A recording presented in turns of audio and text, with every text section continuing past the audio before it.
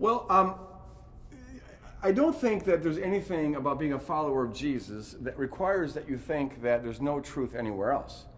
I've taught world religions for 16 years, and I find a lot of value in other religions, and there's a lot of wisdom there. And so I don't think Christianity has the corner on the market of truth. But Jesus does say that I am the way and the truth and the life, and no one goes to the Father except through me.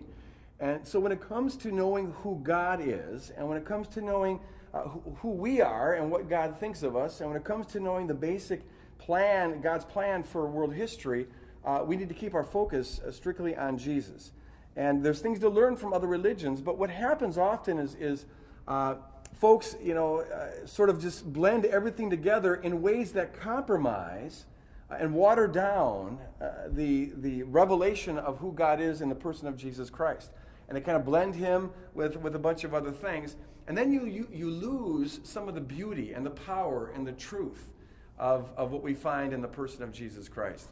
I believe that when it comes to knowing who God is, when it comes to knowing what our worth is and what God's plan for us is, we have to have our eyes solely fixed on Jesus, which is what he taught and it's what his disciples taught, that our eyes are to be fixed on him.